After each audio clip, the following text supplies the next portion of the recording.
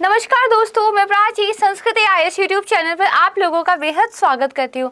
Target prelims current affair based newspaper इस programme के तहत 5 बेहद महत्वपूर्ण टॉपिक्स जो हमने द हिंदू और इंडियन एक्सप्रेस से लिए हैं उन पर चर्चा करते हैं और हर एक टॉपिक के बाद एक प्रश्न को भी हम हल करते हैं। तो आइए शुरू करते हैं आज का वीडियो स्टार्ट करने से पहले आपके लिए ज़रूरी सूचना है। संस्कृति आईएएस की ओर से सामान्य अध्ययन का एक फाउंडेशन बैच लॉन्च किया जा रहा है। 20 जून से स्टार्ट होगा। इसमें आपको क्लासेस ना केवल ऑफलाइन मोड में मिलेंगी बल्कि लाइव कोर्स के माध्यम से लाइव क्लासेस को भी आप अवेल कर सकते हैं। इस कोर्स के बारे में ज़्यादा जानकारी के लिए आप मेरी टीम के साथ संपर्क कर सकते हैं। अब स्क्रीन पर फोकस कीजिए। हमारे 5 टॉपिक का पहला टॉपिक देखिए स्टार्ट करते हैं जो कि काफ़ी इंपॉर्टेंट है, न्यूज़ में भी था। और इस तरह के जो प्रश्न होते हैं वो ना सिर्फ एक बेसिक अंडरस्टैंडिंग के लिए बल्कि मैपिंग के लिहाज से भी ज़रूरी होते हैं। इस बार आपने देखा होगा यूपीएससी का जो प्रीलिम्स का पेपर हुआ था उसमें मैपिंग से, और वो भी वो मैपिंग जो करंट अफेयर से रिलेटेड थी, काफ़ी प्रश्न पूछे गए थे। जैसे एक प्रश्न में उन्होंने 4 कंट्री और उनको मैच द फॉलोइंग के रूप में पूछा था कि वो किस वजह से न्यूज़ में थे। तो अगर आप ये पढ़ लेते हैं कि उत्तरी आयरलैंड, यूनाइटेड किंगडम, ये इस पर्टिकुलर चीज़ की वजह से न्यूज़ में है, तो अगर इस तरह का प्रश्न आपके सामने आएगा तो उसको आप सॉल्व कर पाएंगे, राइट। आइए समझते हैं टॉपिक क्या है। उत्तरी आयरलैंड प्रोटोकॉल, राइट। देखिए यहाँ पर एक आप कह सकते हैं आर्टिकल आया था कि जो नॉर्दर्न आयरलैंड प्रोटोकॉल है और यूके का जो बिल है उसकी जो लीगल प्रोसीडिंग्स होंगे यूरोपियन यूनियन के द्वारा, इन सबको एक्सप्लेन किया गया था। This is a very complicated article, उसको थोड़ा सा साइड कर लेते हैं, चीज़ों को आसान करके समझते हैं। उत्तरी आयरलैंड और यूनाइटेड किंगडम के क्या रिश्ते हैं, इसको बहुत डिटेल में मैंने अपनी प्रीवियस वीडियो में कवर किया था। अगर आप मेरे को रेगुलर सुनते हैं, रेगुलर वीडियोस को देखते हैं, तो अब तक इतनी सारी कॉन्सेप्ट्स आपकी क्लियर हो चुकी होंगी कि मैं जैसे ही कुछ बोलती होंगी आपको समझ आ जाता होगा। अगर आपने वीडियोस नहीं देखे हैं तो मैं आपको रिकमेंड करूँगी कि पिछले वीडियोज़ देख लीजिए, क्योंकि हर वीडियो 30 से लेकर 35 मिनट का होता है। तो उसमें बहुत सारी चीज़ें डिस्कस करते हैं जो हर बार रिपीट करना संभव नहीं है। तो पिछली वाली वीडियोस को जैसे जैसे टाइम मिले उनको देख लीजिएगा। मुद्दे की बात करते हैं। उत्तरी आयरलैंड, देखिए ये यूनाइटेड किंगडम के साथ मिला हुआ एक राष्ट्र है। अब जो हमारा यूके था उसने एक्चुअली यूरोपियन यूनियन के साथ क्या कर लिया, ब्रेक्जिट कर लिया। लेकिन जब आप मैप में लोकेशन देखेंगे तो जो हमारा आयरलैंड है वो एक्चुअली एक पूरा का पूरा कंप्लीट था। उसी में देख लीजिए जो रिपब्लिक ऑफ आयरलैंड है और जो नॉर्दर्न आयरलैंड है वो 2 अलग कंट्रीज है, बट उनका बॉर्डर आपस में चिपका हुआ है, मिला हुआ है।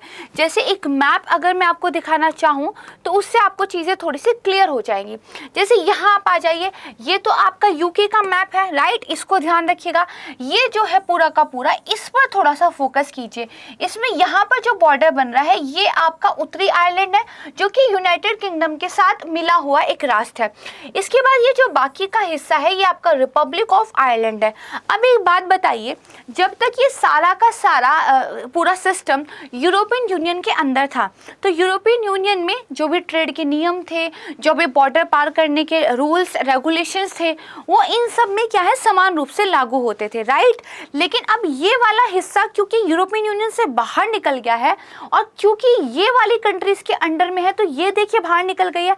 अब इसका मतलब ये जो यहाँ पर सीमा बनती है ये हो गया यूरोपियन यूनियन का हिस्सा, बट ये हो गया यूरोपियन यूनियन से अलग। तो अब ये जो सीमा बनती है इसका मतलब यहाँ पर नियम अब अलग हो गए हैं। तो इनको कैसे मैनेज किया जाए, इस चीज़ को लेके देखिए प्रॉब्लम्स चल रही थी। तो फिर एक समझौता साइन हुआ था यूरोपियन यूनियन और यूनाइटेड किंगडम के बीच में, जो कि उनके ब्रेक्जिट का ही एक पार्ट माना जाता था, जिसमें ये कहा गया कि ठीक है, हम ये जो सीमा पर सामान चेक करने वाला जो भी पूरा का पूरा सिस्टम है, टैक्स लगाने का जो सिस्टम है, अगर कुछ सैनिटरी फाइटोसैनिटरी के मीजर्स चेक करने, स्वच्छता से रिलेटेड कोई चीज़ें चेक करनी है, तो इन पर हम इस तरीके से नियम बनाएंगे कि जो है सब लोग खुश रहे। लेकिन इस दुनिया में एक सच्चाई है कि आप हर किसी को खुश नहीं रख सकते, कोई ना कोई तो छूट जाता ही है। तो इस तरह का समझौता भी नहीं हो सकता कि उसके सारे पक्षकार खुश हो जाएं। इट्स नॉट ये कभी भी चीज़ हो ही नहीं सकती। ये यूनिवर्सल ट्रुथ है कि you can not make everyone happy, right.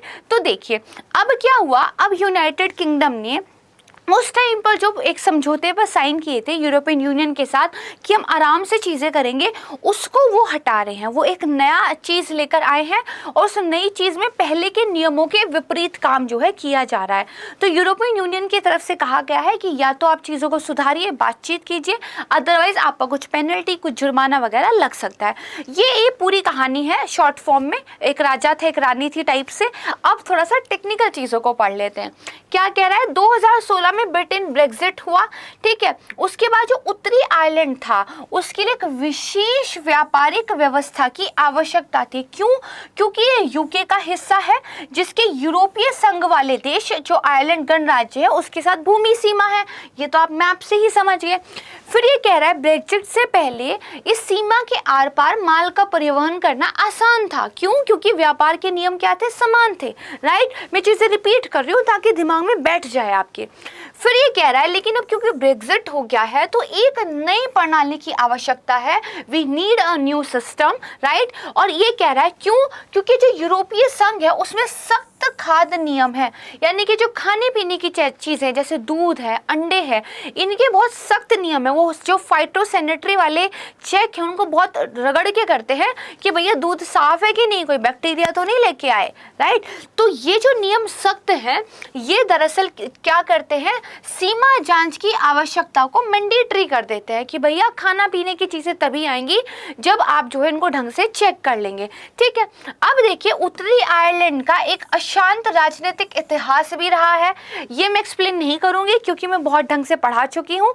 बस इतना ध्यान रखिएगा, उत्तरी आयरलैंड और जो आयरलैंड का गणराज्य है ये जब अलग हुए थे आपस में इनमें पहले बहुत लड़ाई रहती थी, ठीक है। तो ये जो अशांत एक इतिहास था, पहले जो लड़ाई रही थी उसकी वजह से जो सीमा है, बॉर्डर वैसे भी क्या है, एक संवेदनशील मुद्दा है। और इस मुद्दे को लेकर ही देखिए एक गुड फ्राइडे एग्रीमेंट साइन हुआ था।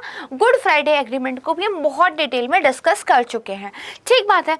अब देखिए प्रेजेंट में आ जाते हैं। इसीलिए यूरोपियन यूनियन ने और जो आयरलैंड वाला ये पूरा है, इन लोगों ने मिल बैठकर बातचीत की और एक उत्तरी आयरलैंड प्रोटोकॉल पर समझौता किया, ठीक है। अब हम आए कहाँ पर, उत्तरी आयरलैंड प्रोटोकॉल पर। ये इन्होंने समझौता साइन किया, क्यों? क्योंकि अब ये सारी चीजें जो हैं बदल गई थी। तो अब हम देखते हैं कि ये वाला जो प्रोटोकॉल है, जो नॉर्दर्न आयरलैंड वाला प्रोटोकॉल है, ये काम कैसे करता है, ठीक है। तो देखिए प्रोटोकॉल में ये सहमति व्यक्त की गई कि जो आयरिश सीमा है, यानी कि जो आयरलैंड की सीमा है, किसकी? नॉर्दर्न आयरलैंड की और रिपब्लिक ऑफ आयरलैंड की, वहां पर माल की जांच करने की बजाय हम उत्तरी आयरलैंड और ग्रेट ब्रिटेन के बीच जो है निरीक्षण करेंगे और दस्तावेजों की जांच करेंगे। और ये भी सहमति हुई कि जो नॉर्दर्न आयरलैंड है वो उत्पाद के मानकों पर जो यूरोपियन यूनियन है उसी के नियमों का पालन करता रहेगा, ठीक है। तो एक मैप के द्वारा देखिए चीजें समझते हैं। क्या कहा गया कि भैया यहाँ पे जांच करने के बजाय जांच होगी यहाँ पे, ठीक है। यहाँ पे जांच होगी इन दोनों के बीच में और फिर मालों की आवाजाही जो है आराम से हो जाएगी। मतलब इस बॉर्डर पे छेड़खानी नहीं करनी थी, राइट। लेकिन अब यूनाइटेड किंगडम क्या करना चाहता है, वो दरअसल जांच तो यही करना चाहता है बट 2 लेन बनाना चाहता है। पुरानी आदतों से अंग्रेज देखिए बाज नहीं आते। जब हमारा देश छोड़ के भाग रहे थे डर के मारे, तब भी उन्होंने 2 सड़कें बनाई थी, एक काली सड़क, एक गोरी सड़क। गोरी सड़क अपने लिए और ब्लैक वाली हम लोगों के लिए। अभी भी देखिए वो उसी वाली चीजों पे लटके पड़े हैं और फिर कहते हैं कि हमने प्रगति कर ली है। प्रगति तो हमने कर ली है, हम अभी सबके लिए समान सड़कें बनाते हैं। तो देखिए वापस आते हैं, क्या है कि वो देखिए अब क्या करना चाहते हैं, इस पर बेसिकली 2 लेन बनाना चाहते हैं। One is green lane and second is red lane. Green lane में क्या होगा, जो ग्रीन लेन है उसमें केवल उन मालों की जांच होगी जो केवल नॉर्दर्न आयरलैंड में आना चाहते हैं और इन पर जो है नियम थोड़े से क्या होंगे, कम सख्त होंगे। जो रेड लेन है वो दरअसल इनके लिए होगी जो माल आपके यहाँ पर जो है रिपब्लिक में आना चाहते हैं और इन पर जो नियम होंगे वो ज्यादा सख्त होंगे। तो ये चेंजेस इस व्यवस्था में चेंज जो है यूनाइटेड किंगडम करना चाहता है, ठीक है। तो ये ग्रीन लेन वाली और रेड लेन वाली बात हमने समझ ली है, इसको ध्यान रखिएगा। अब देखिए यहाँ पर क्या किया जा रहा है, टेक फिजिक्स के नियमों में भी कुछ बदलाव किया जा रहा है। ठीक है, इसके अलावा ये जो चाहते हैं कि जो एक तो है आपकी यूरोपियन पार्लियामेंट, ये चाहते हैं कि यूरोपियन पार्लियामेंट के बजाय अगर हमारे उत्तरी आयरलैंड प्रोटोकॉल पर कोई विवाद हो तो एक स्वतंत्र निकाय की स्थापना हो। तो दीज आर सम चेंजेस जो यूनाइटेड किंगडम करना चाहता है, और इसी वजह से जो नॉर्दर्न आयरलैंड प्रोटोकॉल था वो न्यूज में था। ठीक है, तो हमें इसके बारे में पता होना चाहिए, बेसिक कॉन्सेप्ट्स क्लियर जो है हमारी होनी चाहिए। अभी क्या रहता है, क्या बातचीत होती है, फाइनली कौन सी सड़कें बनती हैं, कौन सी नहीं बनती हैं, वो देखिए भविष्य हमें बताएगा। अब हम इस पर एक प्रश्न देख लेते हैं। इस प्रोटोकॉल से संबंधित कुछ कथन दिए गए हैं। इसके अनुसार उत्तरी आयरलैंड और जो आयरलैंड गणराज्य की सीमा पर माल परिवहन के लिए निरीक्षण दस्तावेजों की जांच की जाएगी। जल्दी से सोचिए, जी हाँ सही सोचा, ये गलत है, क्योंकि अभी तो हमने कहा सीमा कहाँ होगी, यूनाइटेड किंगडम के बीच में, आयरलैंड के बीच में, ना कि दोनों आयरलैंड के बीच में, राइट। तो ये क्या है, गलत है। फिर कह रहा है ये यूरोपीय संघ के साथ यूनाइटेड किंगडम का जो एक ब्रेग्जिट समझौता हुआ था उसका एक हिस्सा है। तो ये भी बात बिल्कुल ठीक है भाई, जिस टाइम पे अलग हुए थे तब जो एक समझौता साइन कर लिया, अब उसको फॉलो कर नहीं पा रहे हैं, तो ये वाला स्टेटमेंट ठीक हो जाएगा। पूछ रहा है कौन सा सही नहीं है, तो केवल पहला ही हमारा सही नहीं है, तो ए यानी कि हमारा आंसर हो जाएगा, राइट। अब हम चलते हैं अपने सेकंड टॉपिक की तरफ। वेरी इंटरेस्टिंग, क्या है, I2U2 ग्रुप। ये इतने इनोवेटिव नाम कहाँ से रखते हैं मुझे नहीं पता, हमारे मम्मी पापा को भी सिखा दिया जाए ताकि वो भी इनोवेटिव नाम रख सके। जोक्स अपार्ट, अभी देखिए यहाँ पे एक न्यूज आई थी इस I2U2 ग्रुप के बारे में, इसीलिए हम इसको पढ़ रहे हैं। देखिए विश्व स्तर पर जो अमेरिकी गठबंधन है, यानी कि जो अमेरिका की क्लोज अलाई है, जो अमेरिका के दोस्त हैं, उन लोगों को फिर से पुनर्जीवित करने के लिए, पुश देने के लिए, मतलब वो मर नहीं गए थे, मतलब उन कंट्रीज को एक क्या कहते हैं धक्का देने के लिए कि भैया अमेरिका के हम सब सहयोगी हैं, चलो मिल बैठकर कुछ बातचीत करते हैं। जब मिल बैठे दो यार, ठीक है, तो अमेरिका है इसमें, संयुक्त अरब अमीरात है इसमें, भारत है इसमें और इजराइल है इसमें। इन चार कंट्रीज के नाम याद कर लेने हैं। ये दरअसल देखिए दो ग्रुप, I2 यानी कि इंडिया एंड इजराइल, U2 यानी कि USA एंड UAE, ठीक है, इनको ध्यान रखना है। ठीक, ये हो गया। ये जो समूह है बेसिकली खाद्य सुरक्षा संगठन, संकट जो है, सहयोग के जो अन्य क्षेत्र हैं, इन पर चर्चा करने के लिए जुलाई में अपना पहला आभासी शिखर सम्मेलन आयोजित करेगा। मतलब हम इसको जुलाई में फिर से पढ़ेंगे, ठीक है। इसके अलावा देखिए व्हाइट हाउस ने कहा है कि इन देशों के बीच में जो ये वर्चुअल शिखर सम्मेलन हो रहा है, ये अपनी तरह का पहला होगा, और ये तब होगा जब जो बाइडेन जो है वो मध्य पूर्व की यात्रा पर जा रहे होंगे। कब, 16 जुलाई से 13 से 16 जुलाई के बीच में। अब देखिए अक्टूबर 2021 में एक आभासी सम्मेलन में इस पश्चिम एशिया क्वाड समूह की घोषणा कर दी गई थी। यानी कि ये जो I2U2 है, इसको कहीं ना कहीं जो हमारा इंडो पैसिफिक रीजन वाला क्वाड है उसके समकक्ष एक पश्चिम, एक वेस्टर्न क्वाड भी माना जा रहा है। This keyword is very very important, okay, इसको ध्यान रखिएगा। इसके बाद देखिए अक्टूबर 2021 में 4 देशों के विदेश मंत्रियों की बैठक हुई थी, और ये कब हुई थी, जब हमारे जो एस जयशंकर जी थे वो इजराइल के दौरे पर थे। उस टाइम इन 4 कंट्रीज की ग्रुपिंग को एक नाम दिया गया था जो था आर्थिक सहयोग के लिए अंतर्राष्ट्रीय मंच। ठीक है, चलिए नया जो ये क्वाड है इसका उद्देश्य होगा बुनियादी ढांचा, टेक्नोलॉजी, समुद्री सुरक्षा, ठीक है, व्यापार जैसे विभिन्न क्षेत्रों पर सहयोग को बढ़ावा देना। अच्छा, अगर इंडिया की बात करें तो इंडिया, ये जो डेवलपमेंट होगी, जो पश्चिम एशिया है उसमें भारत की भू राजनीतिक उपस्थिति को ये बढ़ावा देगा। वेस्टर्न एशिया में इंडिया के फुटप्रिंट्स और ज्यादा मजबूत होंगे, इस चीज का फायदा हमें मिलेगा। ठीक है, तो this is all about this grouping.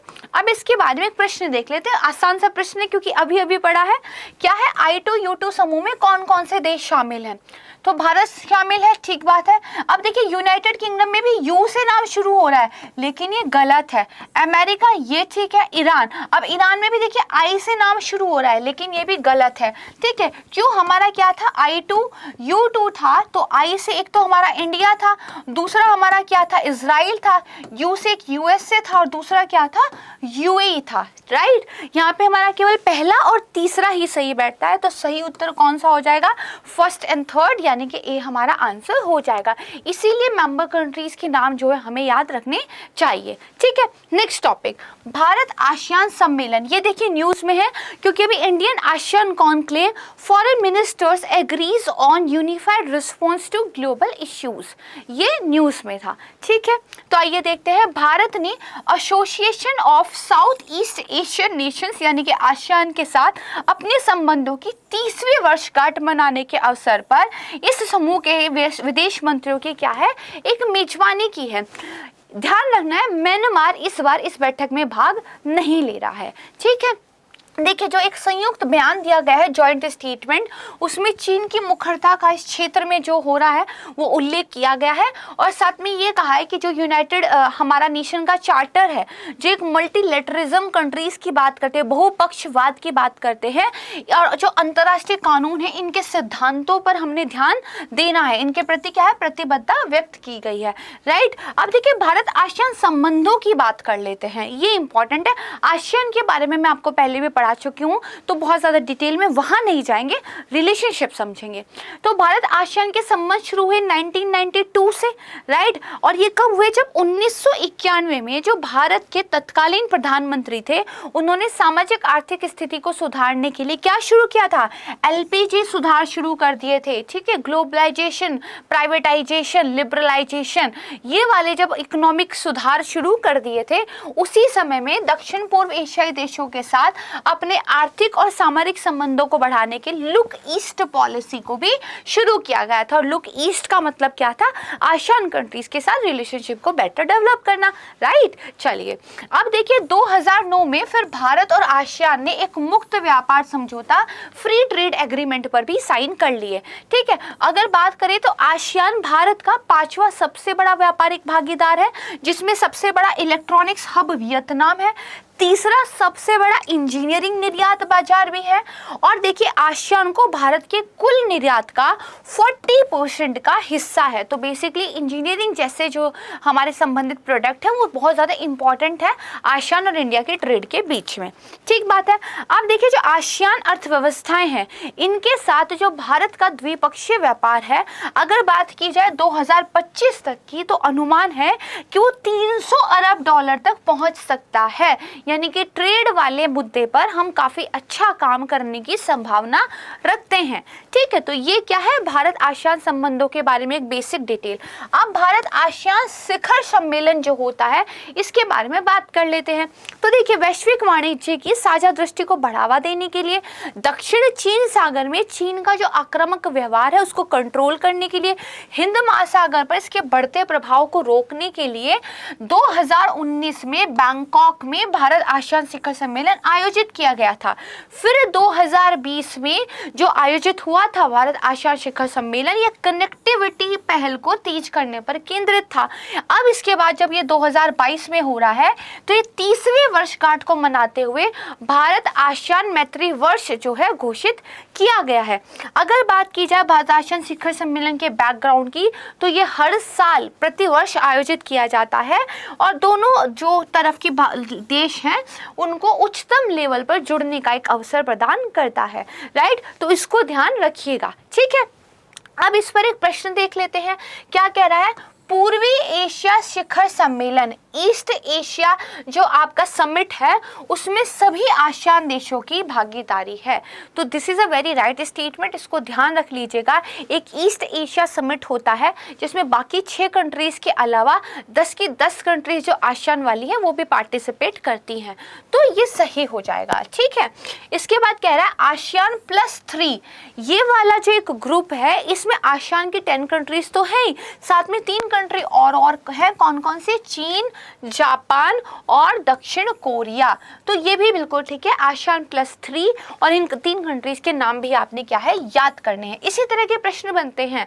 ठीक है, इसलिए हम पढ़ते कुछ और है कई बार और क्वेश्चन किसी और चीज का करते हैं, ताकि दोनों मिला के कंप्लीट नॉलेज हो जाए। कई बार जो पढ़ते हैं उसी का प्रश्न सॉल्व करते हैं, ताकि ये पता चल जाए कि जो पढ़ा है उसी से प्रश्न कैसे बनते हैं। दोनों अप्रोच हम लेकर चलते हैं। ठीक है, फिर आसियान के अगर आदर्श वाक्य की बात की जाए तो ये 1 विजन, 1 आइडेंटिटी, 1 कम्युनिटी है। ठीक है, तो ये भी बात क्या है, सही है। तो पूछा कौन सा ठीक है, तो तीनों सही है, डी हमारा राइट आंसर हो जाएगा। ओके, इसको ध्यान रखिएगा। अब बात करते हैं एक चौथे टॉपिक की। तो देखिए टीकाकरण पर एक राष्ट्रीय तकनीकी सलाहकार समूह, इस पर हम पढ़ेंगे। देखिए जब आप इसको सर्च भी करेंगे ना तो बहुत आसानी से इसके बारे में नॉलेज नहीं मिल जाएगी। बहुत ढूंढ कर मैं इस टॉपिक को बनाकर लेकर आई हूँ। क्यों मैंने टॉपिक लिया है? क्योंकि देखिए न्यूज़ में था कि NTAGI है, उसने रिकमेंड किया है कि जो बूस्टर डोज का गैप है उसको 9 महीने से घटाकर 6 महीने कर दिया जाए। तो चलिए समझते हैं। देखिए जो टीकाकरण पर राष्ट्रीय तकनीकी सलाहकार समूह है वो दरअसल 6 से 12 साल के बच्चों में जो कोवैक्सीन और कार्बोवैक्स टीके से जुड़े आंकड़े हैं उनकी समीक्षा करने के लिए एक बैठक करेगा। दूसरा मुद्दा ये रहेगा कि जो एहतियाती खुराक है उनके बीच में अंतराल 9 महीने से कम करके 6 महीने हो जाए, और अब उन्होंने कह भी दिया है कि हाँ 6 महीने होना चाहिए। अब बात करते हैं ये समूह है क्या। तो देखिए सबसे पहले बात है एक सलाहकार समिति है, ठीक है, एडवाइजरी एक कमेटी है जिसमें जो राष्ट्रीय सरकारें होती हैं उनको जानकारी प्रदान करने के लिए जिम्मेदार बहुत सारे विशेषज्ञ होते हैं। इनका एक पूरा ग्रुप होता है और जो टीका या टीकाकरण की पॉलिसी के संबंध में निर्णय लेने के लिए कुछ आप कह सकते हैं हेल्प करते हैं। अब ये जो टीकाकरण से रिलेटेड कमेटीज़ है ना, ये सिर्फ इंडिया स्पेसिफिक नहीं है, ये बाकी देशों में भी, और हर एक देश में इनको अलग अलग नाम से जाना जाता है। ठीक है, WHO की वेबसाइट पर आप देख सकते हैं। जो अधिकांश औद्योगिकृत और कुछ विकासशील देश हैं उन्होंने टीकाकरण नीतियों का मार्गदर्शन करने के लिए औपचारिक रूप से इन सलाहकार समितियों की क्या है स्थापना की है, और अन्य देश जो है ऐसी समितियों की स्थापना करने की दिशा में काम कर रहे हैं। तो हर देश में ये जो NITAG है इसके अलग अलग नाम हो सकते हैं, जैसे US में, अमेरिका में टीकाकरण प्रथाओं पर सलाहकार समिति, ऑस्ट्रेलिया में टीकाकरण पर ऑस्ट्रेलियाई तकनीकी सलाहकार समूह, यूनाइटेड किंगडम में इसको टीकाकरण और टीकाकरण पर संयुक्त समिति, कनाडा में टीकाकरण पर राष्ट्रीय सलाहकार समिति, और भारत में टीकाकरण पर राष्ट्रीय तकनीकी सलाहकार समूह के नाम से जाना जाता है। यानी कि सिर्फ इंडिया स्पेसिफिक नहीं है, ये हर देश में है और एक अपने स्पेशल नेम से वहाँ पर जानी जाती है। अगर इंडिया वाले की बात की जाए तो हमारे देश में टीकाकरण पर ये सर्वोच्च सलाहकार निकाय है जिसमें बहुत सारे क्या है स्वतंत्र विशेषज्ञ शामिल हैं। ठीक है, ये दरअसल लागत की प्रभावशीलता डाटा की समीक्षा करने के बाद टीकों पर क्या है सिफारिशें देते हैं। बहुत इंपॉर्टेंट जो फैक्ट है वो ये ध्यान रखना है क्योंकि इसमें रिसेंट में चेंज किया गया था। पहले इस समूह का जो सचिवालय था वो कहीं और था, बाद में गवर्नमेंट ने इसको राष्ट्रीय स्वास्थ्य परिवार कल्याण संस्थान के अंतर्गत ट्रांसफर कर दिया था। तो इसको थोड़ा सा ध्यान रखिएगा क्योंकि एक प्रेस रिलीज नोट मैंने गवर्नमेंट का पढ़ा था जिसमें इसके बारे में जानकारी दी हुई थी, बाकी और कहीं भी इसके बारे में जानकारी नहीं है। और कई बार जिसके बारे में जानकारी कहीं नहीं होती वही UPSC पूछ लेती है। ठीक है, तो इसको थोड़ा सा ध्यान रखिएगा। अब आइए इस पर एक प्रश्न देखते हैं कि जो राष्ट्रीय टीकाकरण तकनीकी सलाहकार समूह है उसके बारे में कुछ कथन है। ये राष्ट्रीय विशेषज्ञों का एक समूह है जो टीकाकरण से संबंधित नीतिगत मुद्दों पर नीति निर्माताओं को स्वतंत्र साक्ष्य आधारित सलाह प्रदान करता है। तो ये बात तो बिल्कुल ठीक है, एक एडवाइजरी कमेटी ही है, सलाह ही देती है, बाकी तो जो सरकार को ठीक लगे वो कर ले। भाई सरकार को कौन रोक सकता है? अग्निपथ स्कीम के लिए क्या सरकार को कोई रोक पाया? अग्निवीर अब जो गुस्सा कर रहे हैं बताइए क्या कर सकते हैं। अच्छा, आपसे मैंने पूछा था कि इस स्कीम को लेकर आपका क्या सोचना है, ये मुझे कमेंट सेक्शन में बताइएगा। Is it a right step of the government और is it a wrong step और अ मिसगाइडेड स्टेप? ठीक है, ये आप मुझे बताइएगा। चलिए अब देखिए दूसरा क्या कह रहा है, भारत में एक राष्ट्रीय स्वास्थ्य एवं परिवार कल्याण संस्थान के तहत ये काम करता है। ये तो मैंने आपको याद रखने के लिए बोला ही था। ठीक है, तो ये क्या है, सही है। तो पूछ रहा है कौन सा सही है, तो हमारे दोनों ठीक है, सी हमारा जो है राइट आंसर हो जाएगा। राइट, इसको हमने अच्छे से समझ लिया। तो मुझे स्कीम के बारे में ज़रूर बताइएगा। आई एम वेरी क्यूरियस कि आप लोगों के इसके बारे में क्या विचार है। इसी तरह का लेन देन हम लोग रखेंगे ना तो फिर हम कनेक्ट रहेंगे। ठीक है, चलिए आप देखते हैं 5वां टॉपिक। फेड रिजर्व ने देखिए ब्याज दर बढ़ा दी है और अब मुद्दा ये है कि इसका बाकी लोगों पर क्या प्रभाव पड़ेगा। मैंने एक बार पहले भी इसको समझाया था, आज मैं एक बार फिर से आपको इसको समझा देती हूँ। न्यूज़ में आया था fed rate hike and implications. ठीक है, तो देखिए यूएस फेड ने ब्याज दरें 0.75% बढ़ा दी हैं और केंद्रीय बैंक ने ब्याज दरों में ये जो वृद्धि की है ये 1994 के बाद सबसे ज़्यादा की है। ठीक है, और मई के महीने में अमेरिका में महंगाई जो थी वो 40 साल में टॉप लेवल पर थी और इस महंगाई को कंट्रोल करने के लिए उन्होंने ये कदम उठाया है। अब देखते हैं कि रेट तो उन्होंने बढ़ा दिए, अमेरिका में जो महंगाई हो भाई हो, हमको क्या, हमको है, क्योंकि उससे बहुत सारी चीज़ों पे फर्क पड़ता है। जैसे सबसे पहले तो रुपये में गिरावट आने लगती है। देखिए जब अमेरिका में ब्याज दरें बढ़ जाती हैं तो वहाँ की करेंसी की मतलब कीमत बढ़ जाती है। इसका मतलब क्या है, जो डॉलर है वो मजबूत होने लगता है और जब डॉलर महंगा हो जाएगा, डॉलर मजबूत होने लगेगा तो ऑब्वियस सी बात है रुपया उसके सामने कमज़ोर पड़ने लगता है। तो डॉलर की तुलना में रुपये जैसी जो अदर करेंसीज हैं उनकी वैल्यू क्या है, घट जाती है। दूसरी तरफ जो विदेशी निवेशक हैं उनको जब लगता है ऊंची ब्याज दरें तो हमें कहाँ मिल रही है, यूएस में मिल रही हैं, तो फिर हम इंडिया में पैसा क्यों लगाएं, तो वो अपना पैसा निकालने लगते हैं। जब वो पैसा निकाल के लेके जाते हैं तो वो डॉलर के रूप में लेके जाते हैं, तो डॉलर की डिमांड बढ़ जाती है, डॉलर का क्या है, क्रंच हो जाता है, तो डॉलर थोड़ा सा महंगा हो जाता है, तो रुपया क्या है, गिरता है।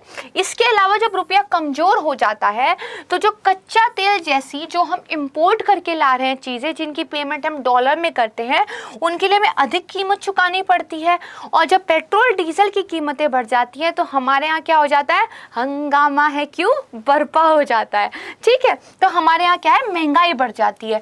इसका मतलब एक सिर्फ डॉलर को मजबूत होने से ना सिर्फ रुपया गिरता है, इंपोर्ट का बिल बढ़ता है, बल्कि हमारे यहाँ इन्फ्लेशन बढ़ जाती है और रुपये की कीमतें भी धड़ाधड़ गिरती है। ठीक है, तो ये है एक चीज़। तो दूसरा क्या कह रहा है, विदेशी निवेशकों पर क्या प्रभाव पड़ता है, तो देखिए जो राइजिंग इकोनॉमीज हैं ठीक है, तो उनमें क्या है, काफ़ी समस्याएं हो जाती है क्योंकि विदेशी निवेशक अपना पैसा वापस खींचने लगते हैं और जैसा मैंने आपको बताया पैसा वो डॉलर में खींचते हैं, इसलिए डॉलर के मुकाबले रुपया जो है नीचे चला जाता है। जैसे इस साल 2022 में भारत से FPI फॉरेन पोर्टफोलियो इन्वेस्टमेंट का जो आउटफ्लो था, आउटफ्लो मतलब बाहर निकलना, वो 2 लाख करोड़ रुपए को पार कर गया है और सालाना आधार पर ये अब तक का सबसे बड़ा आउटफ्लो है। लोग पैसा निकाल कर ले जा रहे हैं, this is a fact, right. फिर देखिए विदेशी निवेशक क्योंकि बिकवली कर रहे हैं, इसकी वजह से शेयर बाजार में गिरावट देखने को मिल रही है। ठीक है, देखा जाए तो जून के पहले 15 दिनों में ही 25,000 करोड़ रुपए की जो है बिकवाली हो गई है। यानी कि क्या है, विदेशी निवेशक पैसा निकालते हैं जिसकी वजह से क्या रुपया कमजोर होता है और साथ में क्या है, शेयर बाजार में गिरावट देखने को मिलती है। तो ये कुछ इम्प्लीकेशन होती है। फिर ब्याज की दरों पर क्या प्रभाव पड़ता है, देखिए जब वो ब्याज दरें बढ़ा देते हैं तो लोग क्या सोचते हैं, वहां पर अगर हम जो जाएंगे तो हमें ज्यादा ब्याज दरों पर ज्यादा इंटरेस्ट मिलेगा, तो वहां पर जाना बेनिफिट है। मतलब जो अमेरिका और भारत की सरकार के बीच बॉन्ड का एक अंतर होता है वो कम हो जाता है। इस अंतर की वजह से, भाई अंतर हो गया है कम, इन्वेस्टमेंट पहले भारत में करते तो ये रिटर्न मिलता था, अमेरिका में करते तो ये रिटर्न मिलता था, अब अंतर हो गया ये। ठीक है, तो अब जो है वो अमेरिका में रिटर्न करना, अमेरिका में इन्वेस्टमेंट करना ज़्यादा अच्छा समझेंगे क्योंकि ये ज़्यादा सेफ, ज़्यादा सिक्योर माना जाता है, ना कि इंडिया में। तो इसकी वजह से क्या होता है, विदेशी निवेशक जो है इंडियन सिक्योरिटीज से पैसा निकालने लगते हैं और भारतीय बॉन्ड बाजार से FPI की निकासी ना हो, इसके लिए फिर भारत में RBI जो है उसको भी ब्याज दरें बढ़ानी पड़ती हैं। आपने अपने यहाँ रेट हाइक किए, हमें उस चक्कर में अपने यहाँ हाइक करने पड़ जाते हैं। तो ये क्या है, इम्प्लीकेशन है इन सारी चीज़ों की। ठीक है, ये वो वाली बात नहीं होती मेरे घर में एक आग लगी है तो सिर्फ मतलब आई एम सॉरी, एक्चुअली ये था कि सिर्फ मेरे घर में आग नहीं लगी है, उसके आसपास जो घर है वो भी तो जलेंगे, तो क्यों ना हम मिलके ठीक करें। तो फेड रिजर्व अगर कुछ करता है तो जो हमारी कंट्रीज हैं उनमें भी आग लगती है, मैं ये कहना चाह रही थी। ठीक है, तो चलिए ये हो गया। अब हमने क्या समझा भाई, शेयर मार्केट गिरता है, रुपया कमजोर हो जाता है, हमारे यहाँ महंगाई बढ़ जाती है, इंपोर्ट का बिल बढ़ जाता है और आरबीआई को भी अपने रेट बढ़ाने पड़ते हैं क्योंकि अमेरिका और भारत की जो गवर्नमेंट सिक्योरिटीज है उनके बीच अंतर कम हो जाता है और विदेशी निवेशक अपना पैसा लेकर दुम दबाकर भागने लगते हैं। ये सारे कुछ इम्प्लीकेशन है, ठीक है। या तो समझ में आ गए हैं, बहुत अच्छी बात है, नहीं आए प्लीज रट लीजिएगा क्योंकि इन्हीं की स्टेटमेंट बनकर आएगी, यही आपको बताना रहेगा, ठीक बात है। चलिए अब क्या है, इसके संबंध में कुछ कथनों पर विचार करते हैं। तो संघीय निधि दर यानी कि जो हमारा फेडरल एक रेट है उसके बारे में पूछ रहा है। ये क्या एक लक्षित ब्याज दर है जिस पर वाणिज्यिक बैंक उधार लेते हैं, ठीक है, और अपने अतिरिक्त भंडार को अन्य को ओवरनाइट के लिए उधार देते हैं। रिजर्व बैंक पे आ जाइए। रिजर्व बैंक का रेपो रेट क्या है, पॉलिसी रेट है। उस रेपो रेट पर क्या है, बैंक जो है रिजर्व बैंक से पैसा उधार लेते हैं। तो सेम चीज जो है वो फेड रेट है।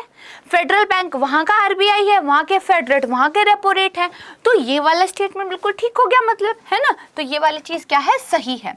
फिर ये कह रहा है इसका निर्धारण फेडरल ओपन मार्केट कमेटी के द्वारा किया जाता है। देखिए जो फेडरल ओपन मार्केट कमेटी है इसके अंदर करीब 12 या 14 मेंबर होते हैं। I didn't remember exactly, but उसमें से लगभग 7 मेंबर जो है वो जो फेडरल बैंक है उसके होते हैं, गवर्नर वगैरह इसमें बैठते हैं और ये लोग मिलकर इन पॉलिसी रेट्स का निर्धारण करते हैं, ठीक है। तो ये चीज़ जैसे हमारे यहाँ क्या है, मॉनेटरी पॉलिसी कमेटी है ना एक, इसी तरह इनके यहाँ क्या है, इनके यहाँ फेडरल ओपन मार्केट कमेटी है, ठीक बात। तो ये भी सेम हो गया इंडिया की तरह, तो इसका मतलब ये भी स्टेटमेंट ठीक है। कह रहा है कौन सा सही है, दोनों ठीक है, तो मतलब सी हमारा क्या है, आंसर हो जाएगा, ठीक है। ठीक है, इसी तरह के प्रश्न बनते हैं, इसी तरीके से हमने पढ़ाई करते रहना है। और आज के इस प्रश्न के साथ ही आज का ये वीडियो भी समाप्त होता है। मेरे बहुत बुरे एग्जाम्पल के लिए मैं माफ़ी मांगना चाहूँगी, वो थोड़ा सा फनी हो गया, लेकिन ठीक है, चलता है। बाकी अच्छे से पढ़ाई करते रहिएगा। मेरी पूरी टीम की तरफ से थैंक यू सो मच, नमस्कार।